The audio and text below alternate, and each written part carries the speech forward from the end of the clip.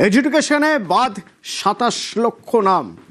আগামীকাল কমিশনে তৃণমূলের এই প্রতিনিধি দল কারা থাকবেন? এই তৃণমূলের প্রতিনিধি দলে থাকবেন ডেরেক ও ব্রায়ান, থাকবেন সাগরিকা ঘোষ। ডেরেক ও সাগরিকা তারা থাকবেন দিল্লিতে।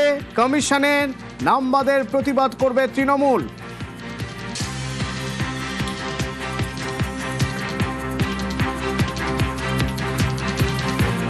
27 लाख लोग बंगाल में डिलीट हो चुके हैं या निकाले गए हैं। फर्स्ट फेज का जो इलेक्टोरल रोल है ये फ्रीज हो चुका है। ईसी को चिट्ठी लिखी कल 3:10 पे कि हमें कृपा करके अपॉइंटमेंट दीजिए। कोई जवाब नहीं आया। कल हम ये सूचना दिया था, आज हम 6 बजे से धरना पे बैठे। जब तक हमें अपॉइंटमेंट नहीं मिलता है हम धरना पे बैठेंगे। तुरंत मैसेज आया, कल हमें समय दिया गया है। तो ये दर्शाता है कि ईसी जो दबंग बनने की कोशिश कर रहा है, ये असल में एक डरपोक है। এসআইআরে নাম বাদ গেলে কি করবেন? আপনাকে যেতে হবে ট্রাইব্যুনালের জন্য করতে হবে আবেদন। এই দেখুন লম্বা লাইন, জেলায় জেলায় বিভিন্ন জায়গায়, কারো হাতে পাখা, কারো মাথায় ছাতা, লাইনে দাঁড়িয়ে আছেন মানুষ ঘন্টার পর ঘন্টা।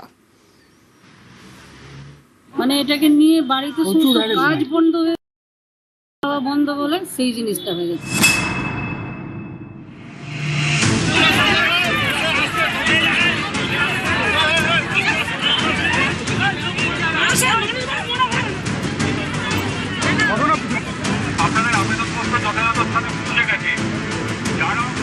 সোমবারের পর মঙ্গলবার দক্ষিণ 24 পরগনার ক্যানিং মহকুমা দপ্তরের সামনে লম্বা লাইন। ভোটার তালিকায় নাম তুলতে ট্রাইব্যুনালে আবেদন। ভোর রাত থেকেই নাম বাদ পড়াদের ভিড় সামলাতে ময়দানে কেন্দ্রীয় বাহিনী। মানে এসি সকাল 10টার দিকে ওটা বাদ দিয়ে দিয়েছে। এর আগে গিয়েছিলাম তাও কাজ কেটে দিয়েছে।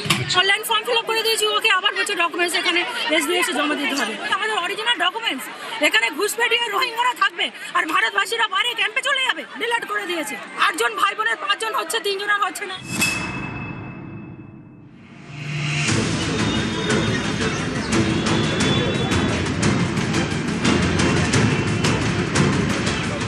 উত্তর 24 পরগনার বিধাননগরের এসডি অফিস।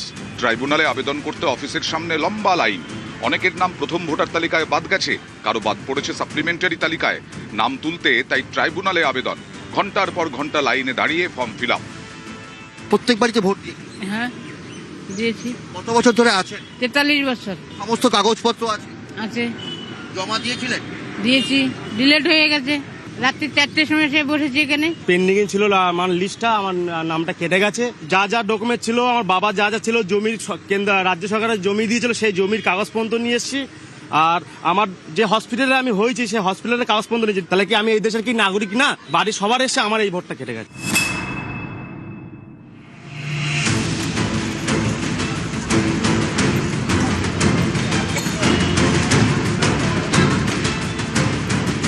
সোমবারের পর মঙ্গলবারেও লম্বা লাইন। বাঁকুড়ার বিষ্ণুপুর এখানকার মহকুমা দপ্তরের নির্বাচনী অফিসের সামনে ভিড়।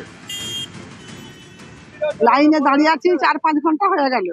আমরা 2002 ভোট দিয়েছি, আমাদের সব কাগজ আছে, সমস্ত কার্ড আছে, তবু আমাদের ডিলিট করে দিচ্ছে।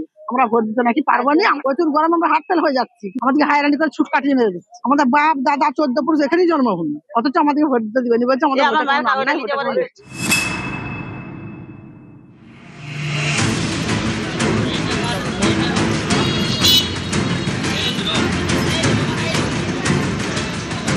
পূর্ব বর্ধমানের কাটোয়া এখানে মহকুমা দপ্তরের সামনে লাইন পড়ে।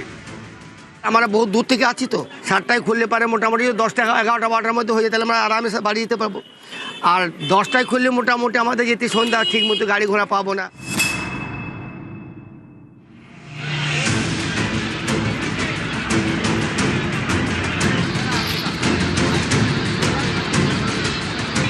আলিপুরদুয়ারের রবীন্দ্র ভবন এখানেও ট্রাইব্যুনালে আবেদনের লম্বা লাইন। হয়রানি কমাতে রবীন্দ্র ভবন ছাড়াও বিডিও অফিসে জমা নেওয়া হচ্ছে আবেদনপত্র। সকাল 9টার দিকে এখন তো কোনো বলতেছে না যে এখন কি ডকুমেন্টস লাগবে বা কি বলতে আসছে, পাবলিক হ্যারাসমেন্ট করা হচ্ছে।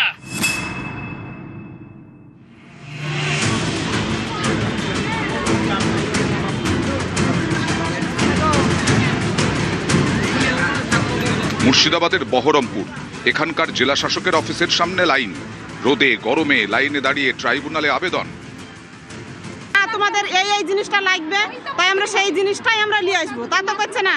তাহলে এবার আমরা আসতে আর ঘুরে যাচ্ছি, এরকম করাটা ঠিক বলেন। 14 পুরুষ এখানে বাসিন্দা, প্রকৃত যারা বাংলাদেশের লোক তাদেরকে ধরুক। একটা বড় লোক গিয়ে সে ক্ষমতা দেখাচ্ছে, জোর খাটাচ্ছে, তার ভোট উঠে যাচ্ছে, তাহলে আমাদের কোনো দাম নেই।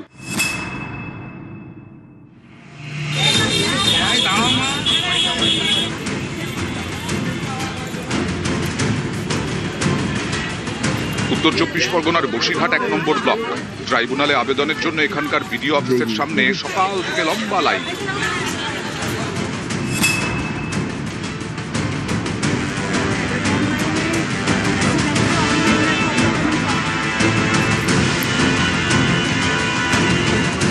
পশ্চিম বর্ধমানের দুর্গাপুর, এখানেও একই ভোগান্তির ছবি।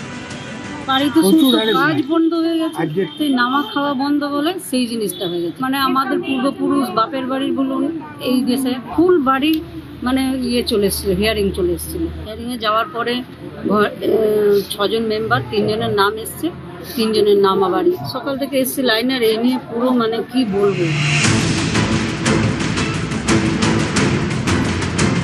নিউজ 18 বাংলা।